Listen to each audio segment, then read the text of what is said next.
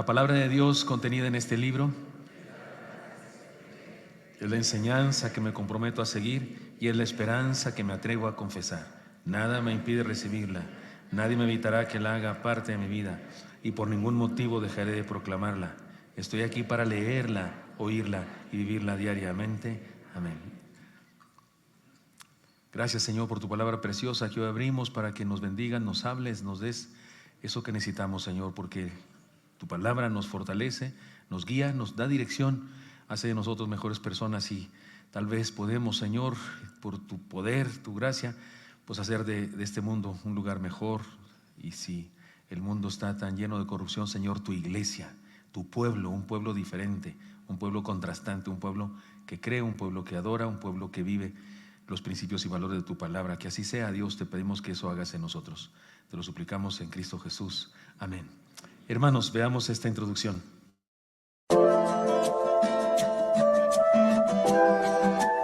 La historia del pueblo de Dios que se nos narra en la Biblia es una historia real, pero también es una parábola de nuestras vidas en pos del Señor. La esclavitud en Egipto representa nuestra vida sin Dios, sin esperanza y en esclavitud al pecado. El faraón representa al enemigo de nuestras almas. La tierra prometida representa dos cosas: la nueva vida que podemos tener en Cristo y la promesa de la vida eterna en la presencia de nuestro Dios. Moisés representa a nuestro Señor, nuestro libertador y Rey, Jesús. El Éxodo representa la aventura que vivimos cada día en la que salimos del mundo y nos dirigimos a la eternidad. Y en este peregrinaje llamado vida cristiana, experimentamos todo tipo de vivencias en las cuales Dios nos bendice, hace milagros, nos disciplina, nos desafía, nos llama a regresar a Él. Las aventuras del Éxodo representan nuestras experiencias actuales, la travesía por el Mar Rojo, las pruebas que nos permite atravesar con victoria. El maná, su provisión diaria. El agua de la roca, su mensaje de vida que sacia nuestra sed espiritual. La nube durante el día, su protección. La lumbrera de noche, su dirección en medio de lo desconocido. Y lo más importante, los 10 mandamientos escritos por su propia mano en tablas de piedra representan una vida diferente, es decir, santa. Al pueblo del Antiguo Testamento, por medio de Moisés, le dijo: haré maravillas que no han sido hechas en toda la tierra, ni en nación alguna, y verá todo el pueblo en medio del cual estás tú la obra de Jehová, porque será cosa tremenda la que yo haré contigo. Cuando el Señor estuvo entre nosotros, nos lo dijo de esta manera: venid a mí todos los que estáis trabajados y cargados, y yo os haré descansar. Llevad mi yugo sobre vosotros, aprended de mí que soy manso y humilde de corazón, y hallaréis descanso para vuestras almas, porque mi yugo es fácil y ligera mi carga. El ladrón no viene sino para hurtar y matar y destruir. Yo he venido para que tengan vida y para que la tengan en abundancia. He aquí el regalo por el cual cumplirá esta promesa: los 10 mandamientos. Ya estudiamos los primeros 8 mandamientos. Primero, no tendrás dioses ajenos delante de mí. Segundo, no te harás imagen ni ninguna semejanza de lo que esté arriba en el cielo, ni abajo en la tierra, ni en las aguas debajo de la tierra, ni te inclinarás a ellas, ni las honrarás. Tercero, no tomarás el nombre de Jehová tu Dios en vano. Cuarto, acuérdate del día de reposo para santificarlo. Quinto, honra a tu padre y a tu madre, para que tus días se alarguen en la tierra que Jehová tu Dios te da. Sexto, no matarás. Séptimo, no cometerás adulterio. 8, no hurtarás. Ahora nos corresponde abordar el 9º mandamiento, el mandamiento de la influencia divina. No hablarás contra tu prójimo falso testimonio. Aceptemos el regalo de sus mandamientos y encontremos el camino de regreso. Ahí vamos, hermanos, ahí vamos en este peregrinaje nuestro también. Somos el pueblo de Dios y como se dijo en la introducción, todo lo que aparece en el libro del Éxodo nos representa nuestra vida. Y estamos aquí en este contexto de recibir la palabra del Señor, su regalo, precisamente para ayudarnos a encontrar ese camino de regreso. El 9º mandamiento, el mandamiento de la influencia divina: no hablarás contra tu prójimo falso testimonio. Señor Santo, háblanos por favor, bendícenos. Te lo pedimos en Cristo Jesús. Amén. Este mandamiento, como podemos ver, se expresa de una manera un poquito más amplia que los anteriores 2 mandamientos. No matarás, no hurtarás, 2 palabras simples, pero aquí dice más cosas. Creo que podemos encontrar 4 puntos en esta declaración.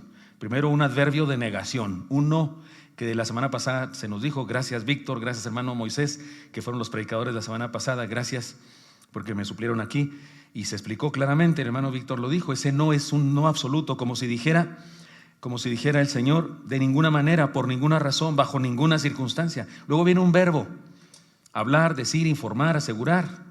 Luego viene el objeto directo. Estoy bien en la gramática, ¿verdad? Maestras de primaria y de secundaria aquí. El objeto directo, aquel sobre quien recae la acción. Otro ser humano, el prójimo.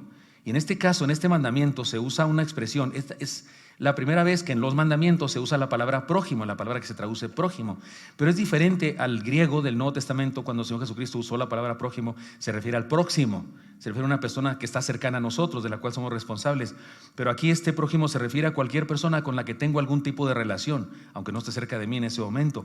Es un tecnicismo legal. La verdad es que el mandamiento está expresado en una forma como si fuera un código de derecho penal o algo así.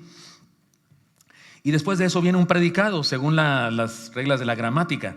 Falso testimonio, una mentira, o aquello que se hace con el verbo. En este caso es una mentira o un falso testimonio.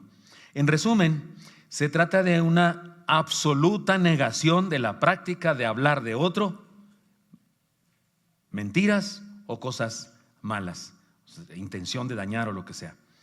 Ahora, ya dijimos que se trata de un tecnicismo. La palabra está expresada, ese mandamiento está expresado como si fuera parte de un código legal. Y es probable que sea así. Es probable que los 10 mandamientos son eso también para el pueblo hebreo, algo que debía funcionar en su sociedad. No solamente era cuestión de religión o de si aceptaban o no aceptaban a Dios. No, era algo que se debía vivir y punto. Son reglas para el pueblo hebreo de ese momento, que es una sociedad dirigida justamente por los mandamientos de Dios.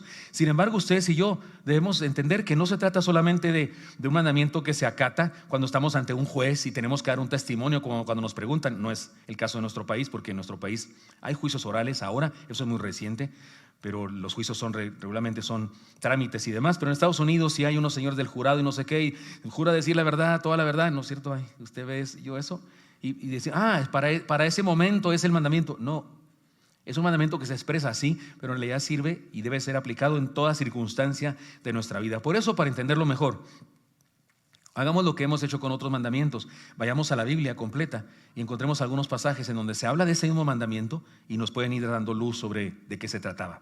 En primer lugar, hay un pasaje en Levítico que nos dice que se trata de un desafío a ser testigos verdaderos, porque aquí se habla del falso testigo, dar un falso testimonio, pero es un desafío ser testigos verdaderos y la importancia de denunciar el mal. Dice así Levítico: si alguno pecare por haber sido llamado a testificar y fuere testigo que vio o supo y no lo denunciare, él llevará su pecado. O sea que encubrir un pecado, encubrir un pecado o un delito es una complicidad. O sea que ante la justicia, los hijos de Dios debemos decir la verdad siempre. Saber una verdad nos hace responsables de testificarla cuando se nos sea requerido en un juicio, por ejemplo. Y testificar la verdad es una responsabilidad social. Pero otra vez, estoy seguro que particularmente por lo que estoy diciendo, estamos pensando más particularmente en asuntos legales, ¿no? Bueno, sí, cuando me llamen a un juicio y me digan a mí que yo sea testigo de esto y aquello, pues ahí voy a poder responder, ¿no?, de la manera correcta, lo que sea. No solo habla de eso. No, señor, déjeme leerles algo que encontré en internet, que no lo escribí yo esto, déjeme se los leo. Una sociedad decente requiere un sistema judicial y unos procesos judiciales fiables. Dado que los delitos y las disputas entre seres humanos ocurren, debe darse el caso de que puedan ser juzgados y que el comportamiento criminal o la injusticia se detenga por causa de ello. Si los testigos en un juicio, ya sea civil o penal, no dicen la verdad, es muy difícil que los jueces puedan tomar decisiones adecuadas. En otras palabras, el sistema judicial de una nación depende del cumplimiento de este mandamiento. ¿Alguien escribió esto? Hablando desde el punto de vista de derecho penal o algo así. Es decir, este mandamiento de Dios tenía una razón muy importante: crear una sociedad justa, así de sencillo. crear una sociedad justa, una sociedad en donde no hay justicia, en donde los jueces no defienden la verdad, en donde los testigos no tienen por costumbre decir la verdad. Es un desorden. Perdón, pero eso es nuestro país y la mayoría de los países del mundo, con todo respeto para nuestros gobernantes. En nuestro país hay un sistema de injusticia, lo sabemos todos. Usted y yo podemos ver en la televisión unos delincuentes, unos asaltantes, unos golpeadores, unos incluso secuestradores, que hasta salieron en las cámaras, se vieron en las cámaras y los denuncian y los agarran. Y cuestión de horas, cuestión de días, están libres otra vez, ¿no es cierto? Lo vemos eso todos los días en la televisión. Y yo me canso de oír a los comentaristas de noticias y miren lo que pasa. ¿Y qué pasa? Pero no sucede nada, no hay voluntad. Y si hay voluntad, si hubiera voluntad, pues convencer a todos. Porque algunas personas critican mucho a nuestro presidente en este momento. Y no estoy hablando que lo critiquen porque habla lento, porque en ese sentido, pues sí habla lento, pero me refiero por el ejercicio de sus actividades. Pero yo digo, ¿puede alguien llegar a ser presidente de nuestro país y cambiar a México para siempre? No, nadie puede, ni el apóstol Pablo, ni Moisés, ni nadie puede. ¿Por qué? Porque hay un montón de más y otros, y la corrupción está por todas partes. Por eso el Señor le ordena a su pueblo: no dirás falso testimonio. Es un principio que parece así cualquier cosa. No, es algo importantísimo. Es un pilar donde se sostiene una sociedad justa, una sociedad en donde los seres humanos que la habitan pueden estar en paz y más dichosos. Otro texto nos dice que se trata de un desafío a ser fieles a Dios, no solo al prójimo, sino a Dios. No hurtaréis, y eso es un mandamiento que ya estudiamos, y luego se arranca hablando de este. No engañaréis ni mentiréis el uno al otro, y no juraréis falsamente por mi nombre, profanando así el nombre de Dios, yo Jehová. Y este yo Jehová es una expresión del Antiguo Testamento en donde Dios dice, lo digo yo. Así que ten cuidado. Esto está en Levítico 19, 11 y 12. Es evidente que este y todos los mandamientos se relacionan entre sí y se basan en nuestra adoración y obediencia a Dios. Es decir, que si amo a Dios, si creo en Dios, si le he entregado mi vida, cumplo ese mandamiento. No porque esté escrito y porque diga que no debo hacerlo, sino porque amo a Dios. Porque cuando no se hace así, dice profanando así el nombre de Dios. Nombre de Dios significa su carácter, quién es Él, su naturaleza, sus características. Y cuando me comporto de la manera que Él dice que no debo comportarme, entonces profano su nombre. Eso es serio. Falsear el testimonio, o sea, hablar falso testimonio contra el prójimo, no solo ofende a otro ser humano, ofende a Dios. Hay otro pasaje un poquito más extenso que nos dice la importancia de crear una cultura de veracidad. Este es un pasaje un poquito más extenso que los anteriores. Por favor, escúchelo bien o léalo, está en la pantalla. Y vea la intención de Dios. Dice el texto: cuando se levantare testigo falso contra alguno para testificar contra él, entonces los litigantes se presentarán delante de Jehová y delante de los sacerdotes y de los jueces que hubieren en aquellos días. O sea, si hay una persona que habla falso testimonio contra otro, pues es un pleito entre dos. Uno que dice, tú me robaste mi vaca, no te la robé, o tú te robaste mi terreno. Deben presentarse ante Dios primero. Y ante Dios se presentándose ante los sacerdotes en el templo. Y luego, si hay jueces en ese momento, hay personas que juzgan, personas que son sabios y el pueblo los reconoce, pues que vengan y que los litigantes litiguen, o sea, que se peleen ahí delante de ellos. Y los jueces inquirirán bien si aquel testigo resultare falso, hubiera acusado falsamente a su hermano, entonces haréis a él como él pensó hacer a su hermano. Si él dijo que le quiten su terreno, pues le quitarán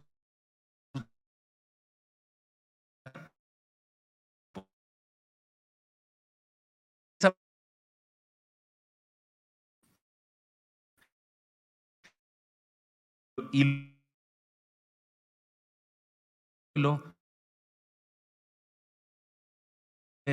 volverán a hacer más una maldad semejante en medio de ti. ¿Pueden ir viendo la intención de Dios? Y no le compadecerá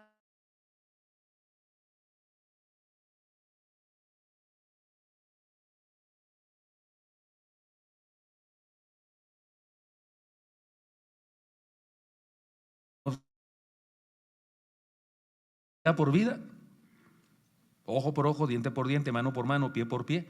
Si quiere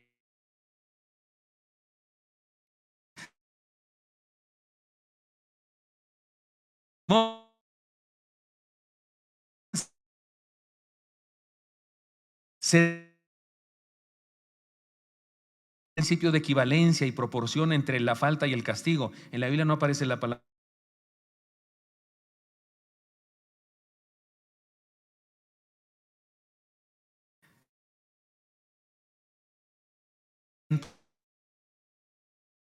Acá, el propósito fundamental, si usted lo notó, era crear una cultura de veracidad en la nación. Por eso dice, y los que quedaren verán y no se volverá a cometer acción como esa porque van a quedar entendidos. De hecho, era una ley con la intención de disuadir, con la intención de humanidad. No es que Dios ordenó, miren, peléense y cuando se peleen hagan así. No, es porque el ser humano se pelea. Es que Dios interviene y nos dice cómo hacerlo para hacerlo con justicia, ya que nos peleamos. No es que Dios ordenara que tuviéramos pleitos, no, eso nos los agenciamos nosotros.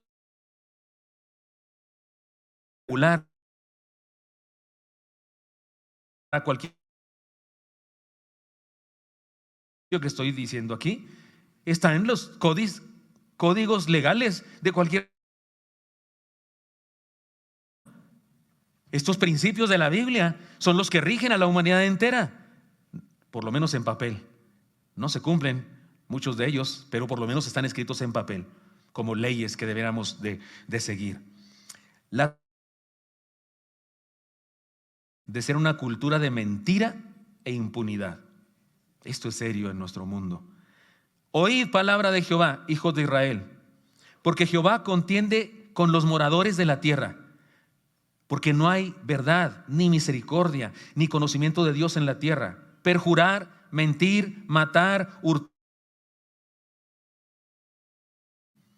Y homicidio tras homicidio se sucede, por lo cual se enlutará la tierra y se extenuará todo morador de ella, con las bestias del campo y las aves del cielo, y aún los peces del mar morirán.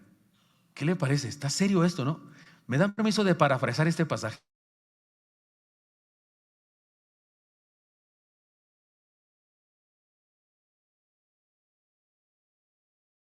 Que viven en la tierra, porque no tienen la verdad como virtud en sus vidas, ni consideran la misericordia un privilegio como debería ser, porque no conocen mi nombre, no me conocen.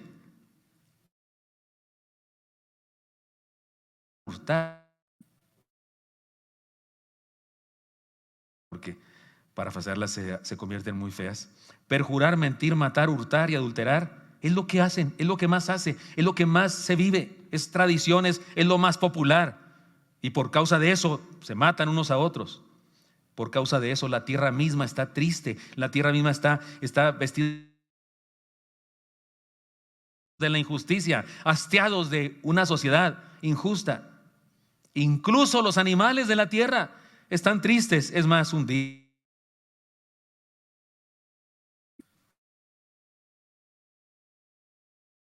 Y mire que hasta llega a la ecología, llega hasta el asunto de la ecología del pasaje.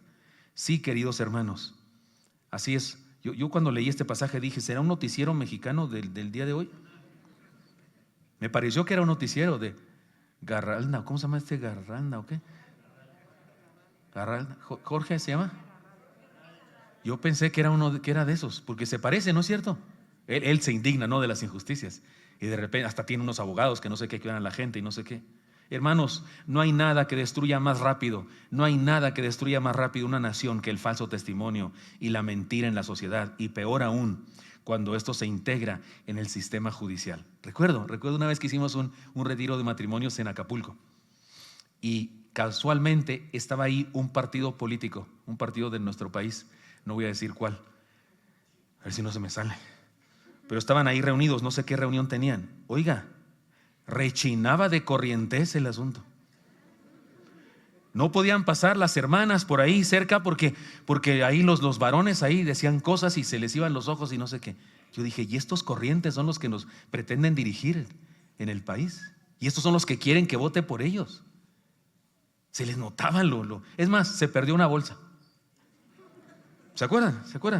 Se perdió una bolsa y todos sospechamos que tenía colores. de partido.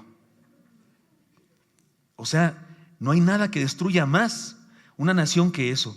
De la misma manera, no hay nada más desastroso para el reino de Dios que el falso testimonio de vida o de palabra de los que profesan ser miembros de la familia de la fe. Otro pasaje muy interesante, que no lo voy a parafrasear yo, no lo va a parafrasear la Biblia misma, voy a leer otra versión después de la que siempre leemos, pero este pasaje nos habla de lo ridículo que es que vivamos en la cultura del mundo y pretendamos experimentar las bendiciones del reino de Cristo. O sea, si yo vivo los principios del mundo, ¿de dónde tengo derecho a experimentar las bendiciones del reino? Si vivo en el mundo, recibiré las consecuencias del mundo. Miren, se los leo el texto, dice así: he aquí vosotros confiáis en palabras de mentira que no aprovechan, hurtando, matando, adulterando, jurando en falso e incensando, quemando incienso a Baal y andando tras dioses extraños que no conocisteis. Vendréis y os pondréis delante de mí en esta casa sobre la cual es invocado mi nombre y diré todas estas para el pueblo. Les pongo en contexto. En el tiempo de Jeremías, él era un profeta que decía la verdad. Y por eso alguna vez dijo: no voy a hablar más de Dios, porque cada vez que predico acerca de Dios hablo de destrucción. Y ya les caí gordo a todos. Jeremías vivía en un tiempo en el que el pueblo hebreo era idólatra, se habían ido tras los Baales. Eso es algo así como las ideologías, en nuestro tiempo es el mismo sentido. Y eran malvados. Y el rey y todos los demás. Y Jeremías les profetizaba, les predicaba. Profecía es predicar contra el pecado. Y les advertía que venían los otros pueblos de alrededor y que los iban a derrotar. Pero había profetas falsos como los de la televisión que decían: no te preocupes, tú decláralo. Y no decían eso, pero más o menos es la misma cosa, la misma gata, nomás que modernizada, ahora con corbata y trajes Christian Dior.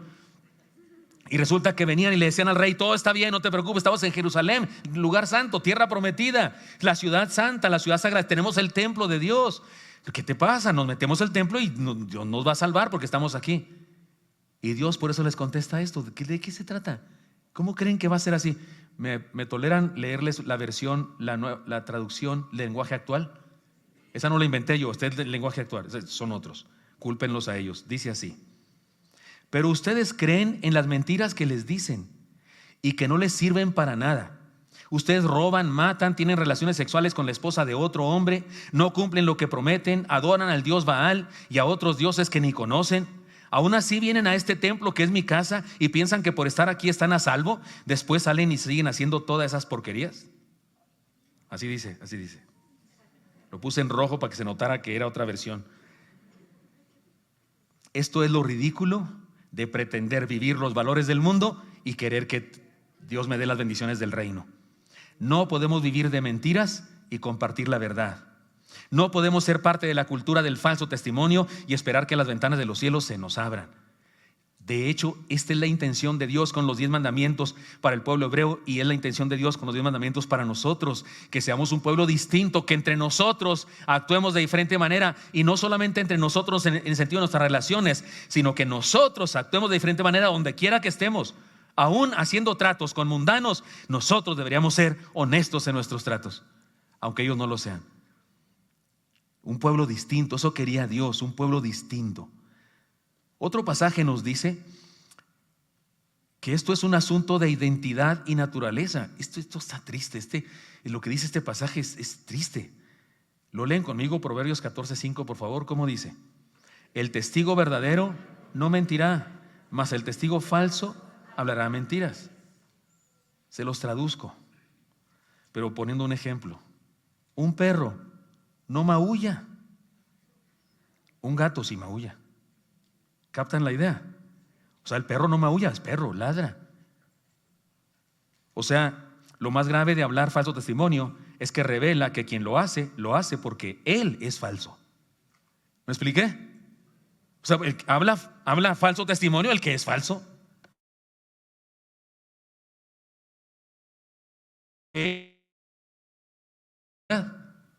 Tan sencillo como eso, es cuestión de naturaleza. Como dijo el Señor, no puede el buen árbol dar malos frutos, ni el árbol malo dar frutos buenos. Mateo 7:18, palabras del Señor. Ahora bien, después de este recorrido por textos bíblicos que nos ayudan a entender cómo se manejaba en el Antiguo Testamento este mandamiento, ya vieron ustedes que fue usado por profetas y por diferentes personajes para hablar de lo grave que es esto. Dios, pues, a través de ellos. Pero ahora bien, ya dijimos que el mandamiento está expresado con un tecnicismo legal. Sin embargo, se trata de un mandamiento para la vida diaria, para todo tipo de relaciones. Así que conviene que consideremos lo siguiente: ¿en qué consiste hablar falso testimonio contra el prójimo? Pero dígamelo con manzanas y naranjas, pastor. Ahí le voy. Se lo digo seco, directo y a la cara. ¿Qué es lo que este mandamiento prohíbe? Engañar, hacer a alguna persona creer algo que no es cierto, mentir, faltar a la verdad, injuriar, palabra que no muy comúnmente usamos, pero que significa ultrajar con obras o palabras para dañar o menoscabar la imagen de alguien, detractar, criticar con la intención de denigrar la reputación de alguien. Tampoco usamos muy a menudo detractar, solo cuando lo vemos en la Biblia. Pero quiere que se lo diga en palabras más sencillas, porque dijimos que lo íbamos a decir en naranjas y manzanas, y hasta ahorita estoy usando kiwis y persimonios, ¿verdad? O sea, frutas muy elegantes, frutas muy... Si hay persimonios, ¿verdad? Se llama pérsimos. Es que en mi tierra se llaman persimonios. Pérsimos es el diminutivo. Ya de cariño le dicen persis. Pero se lo digo en términos más acá de raza: chismear. Este mandamiento prohíbe el chisme. Eso es lo que dice el texto. No chismearás contra tu prójimo. Punto. ¿Preguntas? Eso es lo que dice este pasaje. Dañar la reputación de otra persona, ofender la dignidad de alguien, hacer una declaración falsa ante un juez, ya sea juez del tribunal de aquí de allá, o juez llamado mamá o papá, que pregunta: ¿quién lo hizo? ¿Sí alguien experimentó ese tipo de juicios en su vida? Yo también, con la judicial ahí de lado. Era la chancla, la cuarta, el cinto o la tabla con clavo. Ahí me hice yo corredor, fíjense, ahí fue que, porque yo corría a velocidad, yo era corredor de 100 metros planos cuando era deportista, y ahí me hice, porque yo sí me escapaba de mi mamá. Un hermano mío no se escapaba a menudo, pero yo sí. Yo corría rápido y entonces a menudo, y trepaba. Un día me trepé ¿cómo se llama? De esos de antes, no closet, sino los de antes, ropero. Abre el ropero, abuelita, de esos roperos. Me trepé y bajé el cinto, y la cuarta, era una cuarta, esas para los caballos, esas que le hacen así, esas de jaripeo, y le eché a la azotea. Se pudrió. Y un día que subí a la azotea y la vi bien podrida, le dije: ándele para que se le quite. Hacer una declaración falsa ante quien sea, cualquier autoridad que nos esté dirigiendo. ¿Qué más es este mandamiento? ¿De qué prohíbe? Acusar maliciosamente, decir algo malo de alguien sin pruebas y sin razón. El día de hoy, en el mundo que vivimos y con la comunicación y con las redes sociales, se puede hacer pedazos la reputación de alguien con poco esfuerzo. Cualquier persona puede acusarte de que no sé qué y que no sea cierto. Pero ¿sabes una cosa? En este mundo injusto en que vivimos, el acusado es culpable aunque se demuestre lo contrario. ¿Estoy hablando claro? Usted dice: no, pastor, el axioma dice que el acusado es inocente hasta que se muestre lo contrario. Sí, eso dice el axioma legal, pero eso no es lo que pasa en la sociedad. En la sociedad, el acusado es culpable aunque se demuestre lo contrario. Se dice algo de una persona y después de mucho juicio demuestra que no es cierto, no lo hizo, ya se manchó su reputación. ¿Cierto o no es cierto? Solo Dios puede ayudarnos con eso, porque este asunto de la maldad humana es terrible. Y eso es el mandamiento. Por eso es que esto es tan grave. Acusar maliciosamente, guardar silencio ante una injusticia, callar con la intención de favorecer al culpable y dañar al inocente. Eso es incumplir este mandamiento. Dejar a una persona en un error a pesar de que podemos confrontarle con la verdad. Mire, si alguien nos habla mal de otro y sabemos que lo que dice es mentira, quedarnos callados en lugar de defender la verdad es falsear nuestro testimonio. Como dijo la chimoltrufia: no nos hagamos tarugos. Yo sé, no estoy quejándome ni nada de eso, ni voy a cortarme las venas aquí, yo se lo dejo todo a Dios, pero yo sé que los pastores somos blancos de críticas y de detracciones y de injurias. Yo sé eso. Yo sé que gente habla mal de mí y que pueden estar presentes aquí y a la salida me dan beso. Yo sé eso. Y en ocasiones noto el beso de Judas cuando me beso. Me supo a Judas este beso. Porque sí tengo cara, pero no soy tan bruto. Tengo cara, pero no soy tan tonto. No, sí soy listo. Sí Dios me dio sentidos y me dio discernimiento. Pero me aguanto. No me molesta. Y sí abrazo y sí beso y luego con verdad. Pero yo sé eso.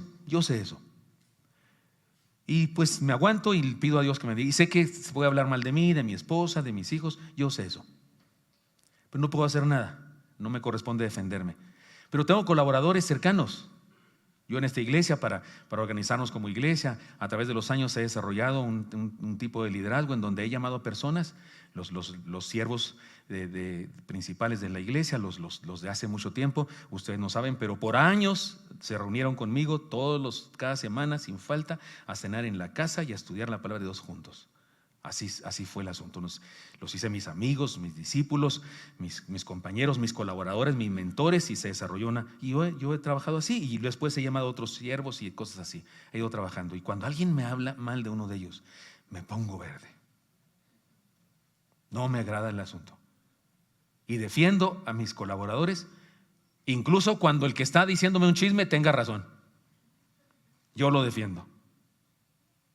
Y le digo, usted viene cada 15 días, a veces cada 3 meses, y viene a hablarme de uno que está aquí parado al pie del cañón cada culto y que sirve al Señor durante todos los días de su vida, y usted viene a hablarme mal de uno de esos. No lo haga, por favor. Y yo defiendo el asunto. Y les he dicho a los siervos y a otros hermanos, pero hagan lo mismo conmigo, ¿no? No me dejen morir solo. Porque eso de que alguien va y se acerca a otro y le dice no sé qué, y el otro dice, bueno, pues así con el pugidito ese de hipocresía, ¿no? Bueno, pues si conocen ese pujido de persona cobarde que no se atreve a defenderte. ¿Sí han visto ese pujido? Es un pujido característico. Toma años hacerlo bien. Yo espero que a mí no me salga tan bien. Así un pujido, como diciendo, pues, como aceptando. No lo aceptes. Y luego hay unos que les encanta aceptar eso, y de repente, pastores, que fulano me dijo esto y perengano me dijo lo otro. Oye, pues tienes vocación de basurero. ¿Por qué a ti te dicen todos los chismes? Porque los aceptas, porque estás dispuesto a recibirlos, a tolerarlos. Si al primero que viene y te salga con un chisme lo regresas a su casa y le dices, discúlpame, pero no me hables mal de alguien que no está aquí, no se te vuelve a parar nadie enfrente. Pero si vienes a decirme que fulano y sabes todos los chismes de todos, y sabes todos los problemas de la iglesia y los míos especialmente, pues me late que no eres víctima, eres parte del problema. Tienes vocación de chismoso, te gusta que te vengan y te cuenten, y hasta ¿cómo dicen? Metes hilo para sacar hebra, ¿cómo dice eso? ¿Sí? ¿Qué debe hacer uno?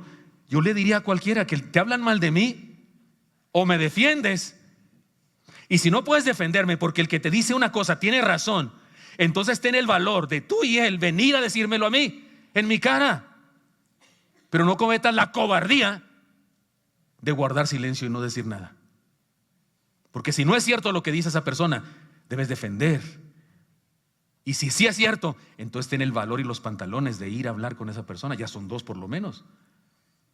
Y lo confrontan, porque esa persona que está haciendo tanto mal merece que le des oportunidad o de defenderse o de cambiar y pedir perdón, porque en una de estas lo salvas de un gran error que está cometiendo. Pero no, en el mundo en que vivimos, el falso testimonio, que también incluye en ocasiones guardar silencio cuando alguien te habla mal de otro, es lo que es más popular en el mundo en que vivimos. Y no debería ser así, mucho menos en la iglesia. Nota importante, aquí debo hacer una nota importante con respecto a este mandamiento. He aquí un peligro. Algunos podrían malentender esta enseñanza y condenar o limitar la tarea de la iglesia de defender la sana doctrina, diciendo, no critiquemos a otros pastores o a otras iglesias o denominaciones, por favor, no nos dividamos, todos somos hijos de Dios, unámonos. Eso de que todos somos hijos de Dios está por verse.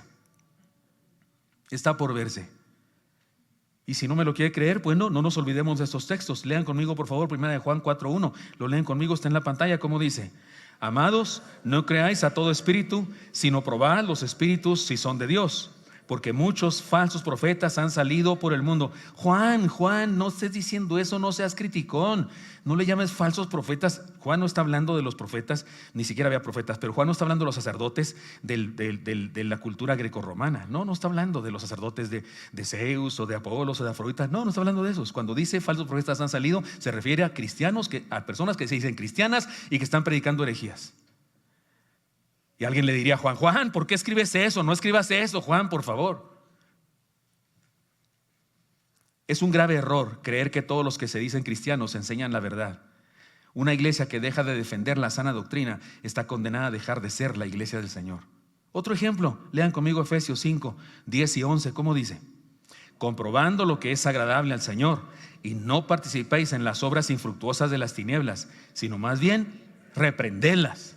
Reprenderlas, no tolerarlas, reprenderlas.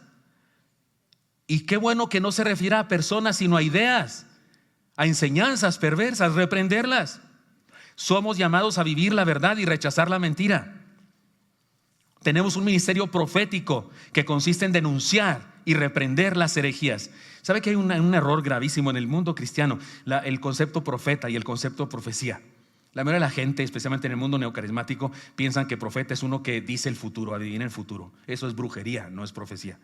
Eso es brujería. En la Biblia no hay don de adivinación del futuro ni nada de eso. Y algunos piensan que eso es un profeta y que una profecía es decirle a uno lo que va a pasar. No es cierto. Profecía es una palabra simple que tiene varias, ¿cómo se dice? Varias partes, y que significa estar frente a alguien y decirle lo que otro dice. O sea, profeta es uno que está entre Dios y un hombre o una sociedad y le dice a estos lo que dice Dios. Profeta es uno que habla en nombre de Dios, lo que Dios quiere que diga. Eso es profeta. O sea, un predicador, un mensajero, un maestro de tu instituto bíblico, ese maestro te está profetizando porque te está diciendo lo que Dios quiere que tú sepas. De verdad, eso es lo que significa la palabra. Ahora, el asunto está en que los profetas del Antiguo Testamento, los profetas Jeremías, Isaías, los profetas del Antiguo Testamento, a menudo, entre todo lo que decían algo que iba a pasar. Y por eso mucha gente se queda con esa idea de que profecía es adivinar el futuro. Pero lo curioso es que cuando un profeta del Antiguo Testamento hablaba, lean por favor todo Jeremías, lean un día todo Isaías. Lo que dicen tiene que ver más con su presente que con el futuro. ¿Y saben qué es lo que más decían los profetas? Juicio contra el pecado. Ustedes se han desviado. Ustedes andan de adúlteros siguiendo otros dioses que ni conocen, como el texto que leímos. Ustedes se han apartado de Dios, han abandonado su palabra, han abandonado su templo. Ustedes se matan unos a otros. Ustedes no defienden a la viuda, al contrario, la extorsionan, y a los huérfanos no se ocupan de ellos. Y después de un gran discurso, dice el profeta: por eso Dios enviará a los sirios y van a destruir esta ciudad. Un cachito hubo de vaticinio. Todo lo demás de la profecía fue juicio contra el pecado. Si queremos creer que profeta y profecía es lo que hacían, pues lo que más hacían era condenar el pecado. Los profetas lo que más hacían era condenar el pecado. Por eso digo yo que la iglesia tiene un ministerio profético, en el sentido más estricto de la palabra, un ministerio de decir lo que Dios quiere que digamos, y es juicio contra la maldad.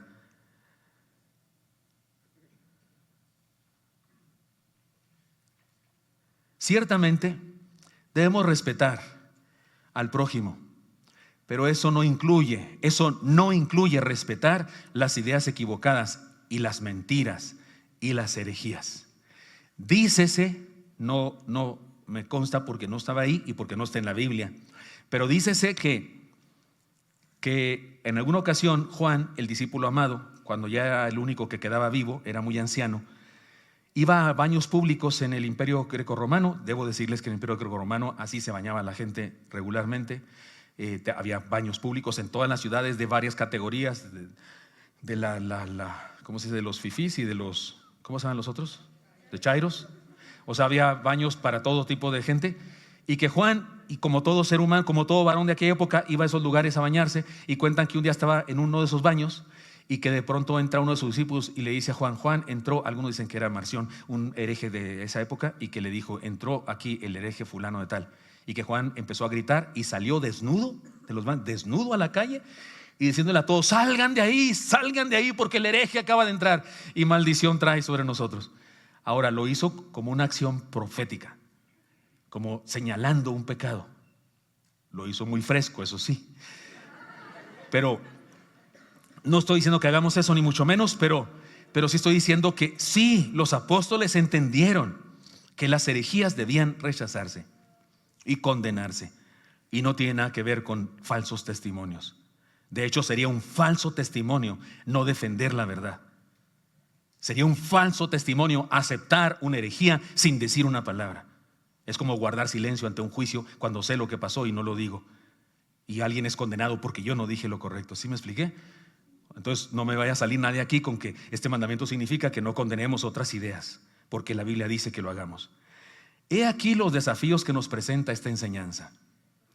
Hermanos míos, lo voy a decir de esta manera, ubicando la enseñanza en nuestro ser. Cumplir el 9º mandamiento tiene que ver con el corazón. Mire cómo dice la Escritura: el hombre bueno del buen tesoro de su corazón saca lo bueno, y el hombre malo del mal tesoro de su corazón saca lo malo, porque de la abundancia del corazón habla la boca. Lucas 6:45, palabras del mismo Señor Jesús.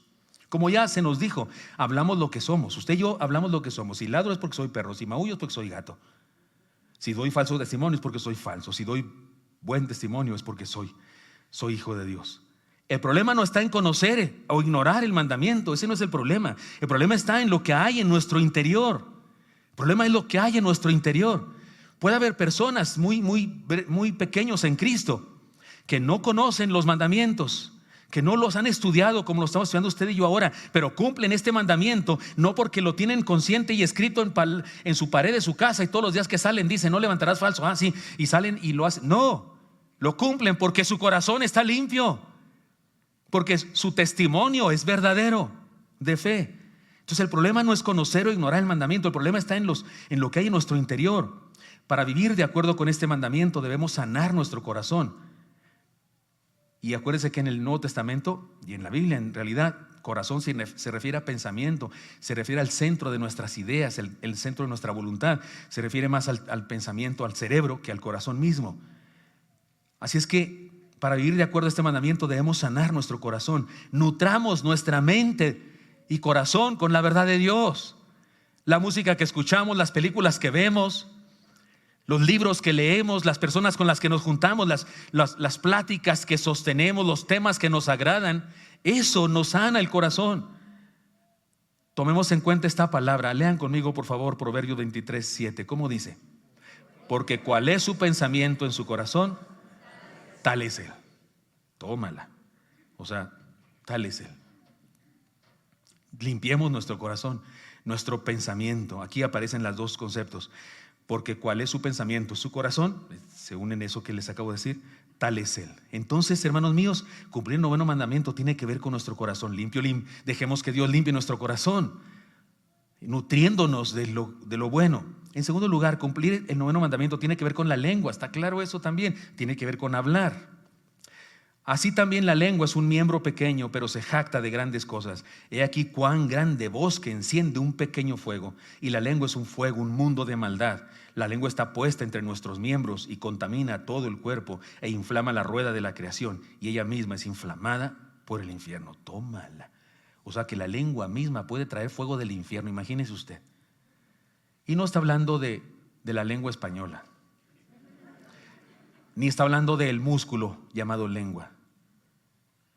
Está hablando de la capacidad de hablar, de la capacidad, ese don que Dios nos dio a los seres humanos, que tiene que ver con comunicarnos, ese don maravilloso. No exclusivo de todos los seres, porque otros seres también se comunican, pero sí, el nuestro es otra cosa. O sea, que se comuniquen las orcas y los delfines con chillido. Está chido, qué bonitos animales, qué bonitos. Hay que cuidarlos, que no se mueran. Sí, con todo respeto, veganos, amén. Hay que cuidarlos, pero no se van a ir al cielo. No hay cielo para delfines. Eso es solo para nosotros. Pero usted y yo no solo decimos no, Señor, decimos más detalles, decimos más detallitos.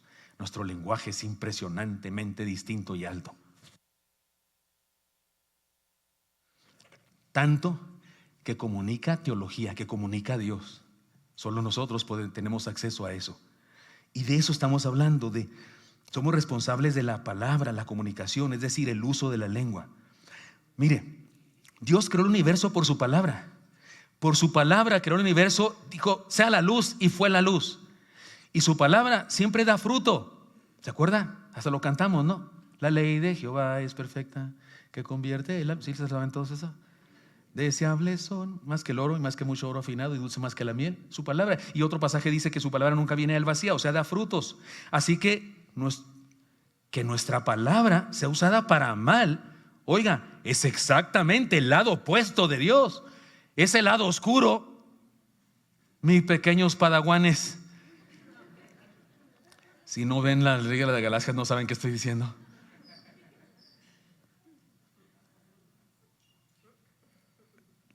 La película, ¿cómo diría Yoda? La película de Buzz Lightyear, o como dice todo al revés, ¿verdad? No sé, perdón, no se habla en lenguaje Yoda. Pero sí, si usamos la palabra para mal, para pervertir el fruto, estamos haciendo exactamente lo opuesto que hace Dios. O sea, dicho de otra manera, si conocemos a un chismoso, un detractor, un testigo falso, conocemos a alguien muy distinto a Dios y muy parecido al del otro lado. ¿Sí me expliqué? Al de las tinieblas. Quebrantar el 9º mandamiento puede tener consecuencias muy graves y de muy largo alcance. Alguna vez les he contado esta historia cuando prediqué de Santiago 3. 2 comadres se convirtieron y venían con una gran carga en sus vidas por su vida pasada, lo que habían hecho en su vida pasada. Tenían un complejo de culpa y querían normal y correcto tenerlo, pero no hallaban qué hacer. Pero ya eran convertidas, iban a la iglesia, cantaban, pero no salían de esa tristeza. Y dijo una de ellas: voy a ir a hablar con el pastor. Y fue a hablar con el pastor y le contó: pastor, es que me siento muy culpable. ¿Por qué, hermana? Es que tengo un hijo y está casado y yo un día le robé a mi nuera un dinero. Ellos se pelearon, mi hijo y su esposa. Y no pudieron comprar una cosa y yo les robé el dinero por maldad, porque me caía gorda a mi nuera. Y ya le pidió perdón a Dios, hermana. Sí, ya le pedí perdón a Dios, pero me siento culpable. Muy sencillo, hermana: ahorre, guarde dinero, coma menos, viaje menos, junte dinero. Incluso analice cuánto deberían ser los intereses. Junte el dinero y un día llame a su nuera, pídale perdón de rodillas y regrésele su dinero. Y la hermana dijo: qué buena idea, y lo hizo. Tardó un tiempo, pero lo hizo y solucionó su problema. Y le dijo a su comadre: comadre, estoy feliz, el pastor me ayudó mucho, me liberó. Le hice así y soy libre. Ahora en mi familia hay un avivamiento de amor, y ellos se dieron cuenta de lo que está haciendo Dios en mi vida y están contentos. Y la otra dijo: ah, no, yo también voy. Y fue con el pastor. Y el pastor le dijo: sí, hermana, es que usted ayudó a mi comadre. Sí, qué bueno. ¿Y usted qué se le ofrece? Pues quiero que me ayude. A ver, cuénteme, hermana. Es que yo era muy chismosa. Hay 2 hijos que tengo que no se hablan por culpa mía, porque yo les metí cizaña. Unos vecinos de la derecha y otros de la izquierda incluso se divorciaron. Uno de ellos están separados porque yo hablé chismes.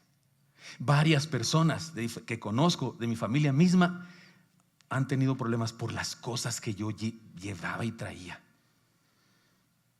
¿Qué me aconseja, pastor? Le dijo: hermana, ¿tiene usted una almohada de esas viejas antiguas que tenían plumas adentro en lugar de cosas sintéticos? Sí, tengo una que me dejó mi abuelita. Vaya por su almohada, se va a un cerro en un día que haya mucho viento, rompe la almohada y la suelta todas las plumas, así que se vayan por todas partes, y más tarde vaya a juntar todas las plumas y las junta en la almohada.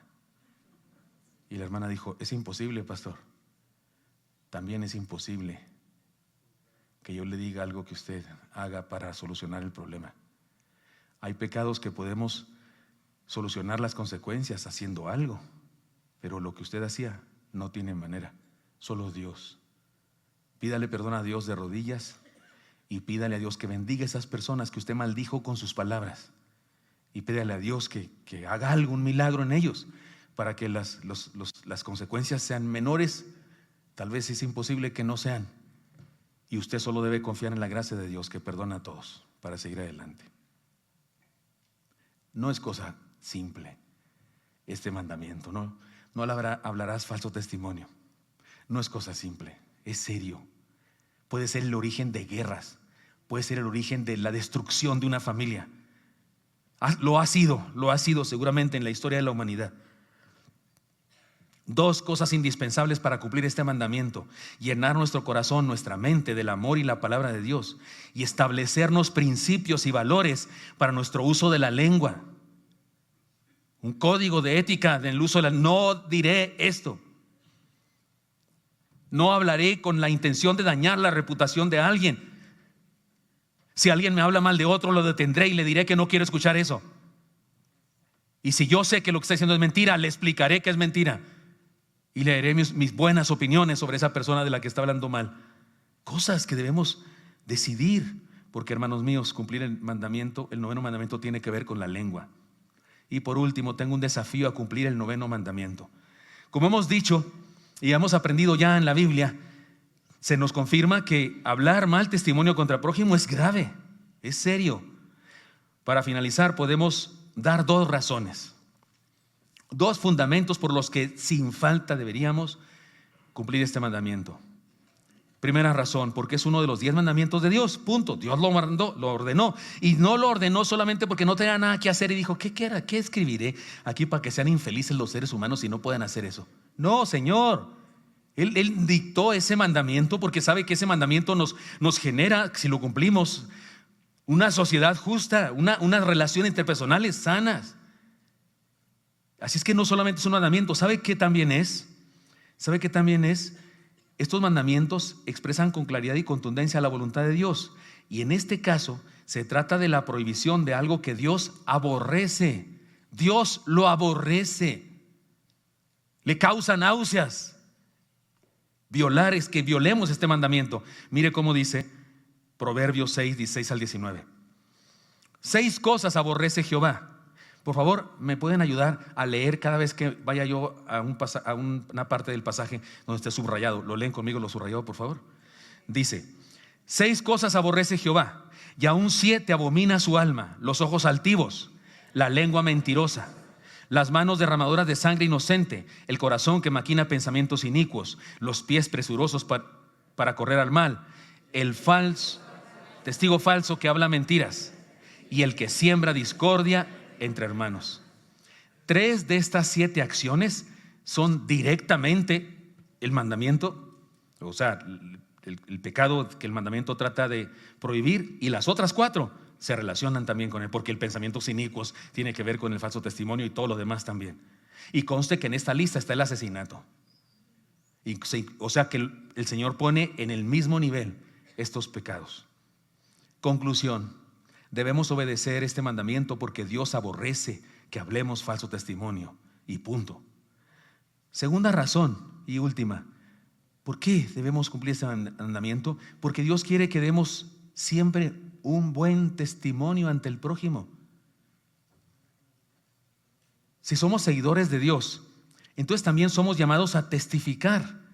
¿Saben ustedes que todos nosotros somos testigos de Jehová? No me refiero que voy a ir a tocar su puerta, hermanos,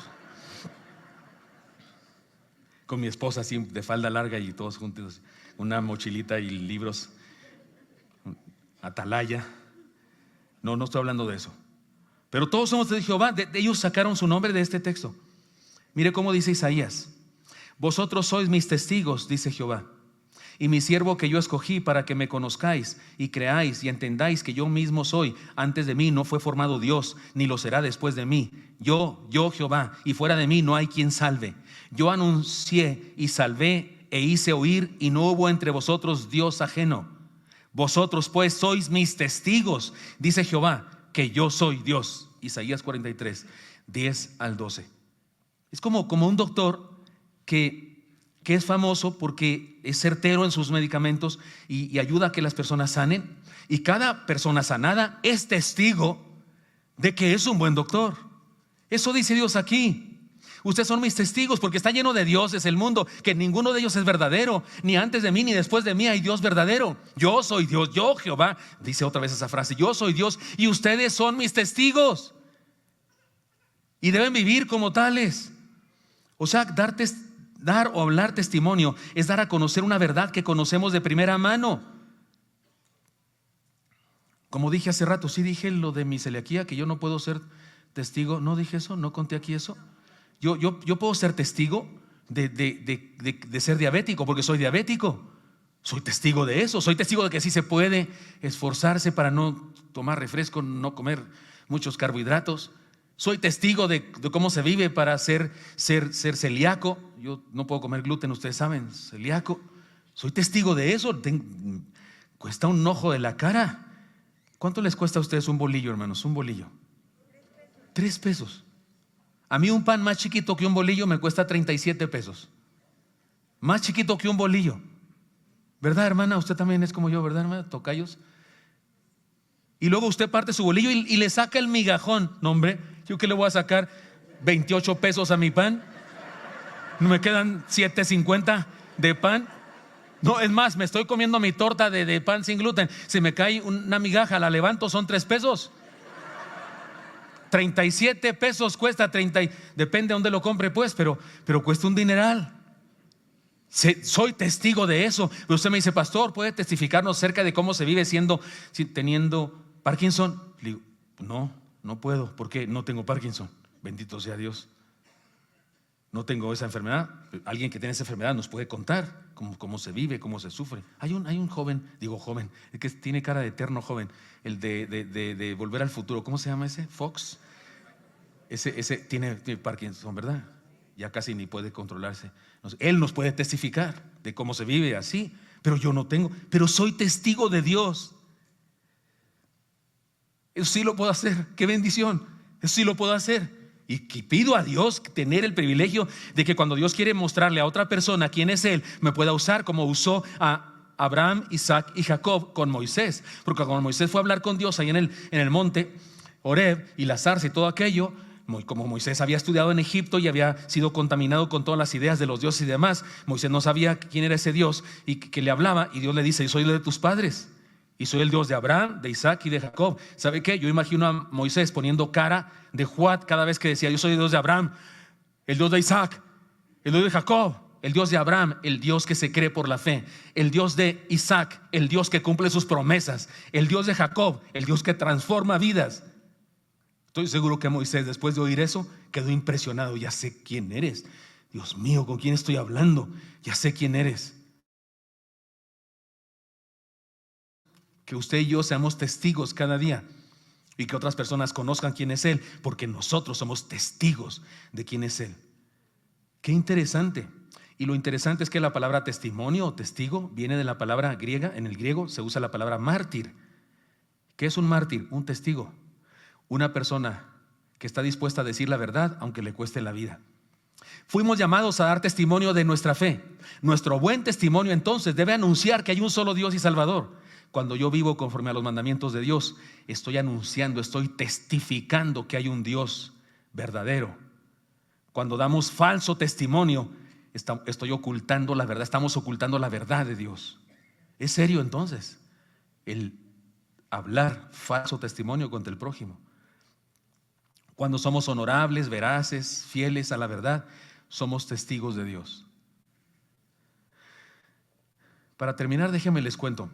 Se cree, no estoy seguro si es verdad o no, ni hace falta, nomás lo digo como ejemplo. No hace falta que investiguemos si es verdad o no, pero el ok gringo, el ok. ¿De dónde viene? No es ninguna palabra, es otra palabra, pero hay varias teorías.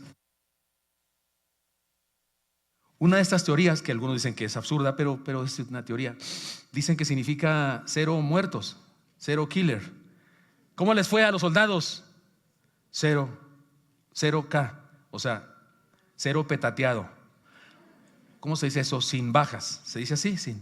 Sin bajas, o sea, 0 muertos. No importa si es verdad o no que de ahí venga o no el ok, pero yo tengo que reconocer, hermanos, que después de la pandemia, si usted me pregunta, si Dios me pregunta, ¿cómo les fue, Horeb? Yo no puedo decir, ok. No, sí hubo bajas. No estoy hablando de los que murieron, esos no fueron bajas, esos fueron altas. ¿Sí me expliqué? Esos están más arriba, de hecho, ¿no? Esas fueron altas. No, estoy hablando de, no estamos todos. No, algunos sí los apachurró el mundo. A juzgar por el internet, algunos sí andan bien metidos ahí en el mundote, bien perdidos. Algunos fueron a otra iglesia, gloria a Dios, tampoco son pérdidas, están en otra iglesia, qué bendición. Pero algunos sí se fueron, no vienen no asisten a la iglesia, no de ningún lado, andan otra vez como inconversos. Y bueno, si buscamos responsables o culpables, pues yo soy el primero, yo acepto eso. Y creo que los líderes de esta iglesia junto conmigo podemos aceptar eso. Si algo no hicimos bien, perdónenos. Perdónenos si no prediqué bien los sermones por internet, si no hicimos suficientes actividades, aunque hicimos un titipuchal. Hacemos más cosas por internet nosotros como iglesia que 10 iglesias juntas. Porque en nuestra iglesia hay un montón de cosas, pero si hicimos mal, si no lo hicimos bien, si nos salían mal los cantos, si nos salían mal los sermones y lo que sea, pues sí, yo acepto eso, no somos perfectos. Perdónanos, Dios, perdónanos. Pero tengo una idea, que no es que se me ocurrió viendo una película, pero he hecho llamadas telefónicas y le hablo a hermanos que han dejado de venir o familias que han dejado de venir, platico con ellos y en ocasiones en la plática percibo entre líneas que alguien habló con ellos y les contaminó de chismes. Como lo hicieron conmigo cuando yo me convertí. Quiero decirles, lo he contado, cuando yo me convertí 17 años tenía, por favor, 17 años, flaco, ojeroso, cansado. Antes de convertirme sin ilusiones, ahora ya convertido con ilusiones. Para mí el pastor de la iglesia, don Marianito López, era una mezcla de Moisés, Jeremías, Job, Pablo y Apolos. Y eso que ni los conocía bien. Los diáconos eran los 12 apóstoles, aunque eran 6 nomás. Los jóvenes eran como los valientes de David y las chicas como las 11,000 vírgenes. Eso no está en la Biblia, pero yo tenía que buscarle alguna figura literaria en qué pensar. Hasta era tímido con las chicas de la iglesia porque yo me sentía, no, ellas son demasiado santas para mí. Y no faltó un abogado del diablo, hasta tengo su nombre en la cabeza, que viniera y me dijera, no, es que tú porque estás recién convertido, estás en tu primer amor, pero deja que se te pase y te vas a dar cuenta que el diácono fulano y me dijo, y el diácono perengano y me dijo, y el pastor y me dijo. Y deje usted si era cierto o no era cierto, ¿qué importa? Parece que era cierto, pero no importa que fuera cierto o no fuera cierto. No debió hacer eso el malvado, perverso abogado del diablo. Ay, perdóname, hermano, si te acuerdas que fuiste tú.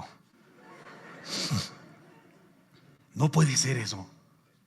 No puedes hacer eso, hermano. No puedes.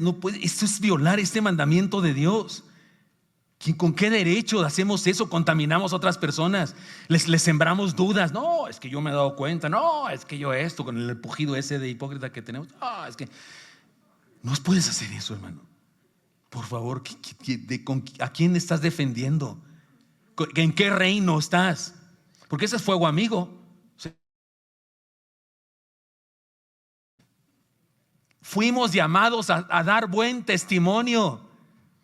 El mandamiento dice que no hablemos mal testimonio contra el prójimo.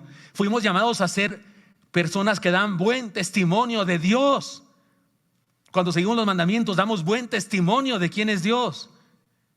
Lo leímos en Isaías, somos testigos de Dios. ¿Quiere un texto del Nuevo Testamento que apruebe esto que estoy diciendo? Se lo digo, es un texto importantísimo en la Biblia. Lean conmigo, digan de memoria Hechos 1:8, por favor, ¿cómo dice la palabra? Se lo saben de memoria, ¿no es cierto? Pero recibiréis poder cuando haya venido sobre vosotros el Espíritu Santo y me seréis, ¿qué?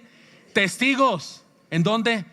En Jerusalén, en toda Judea, en Samaria y hasta el último de la tierra. Usted y yo estamos puestos aquí para ser testigos buenos, para dar buen testimonio, no para dar mal testimonio, por favor.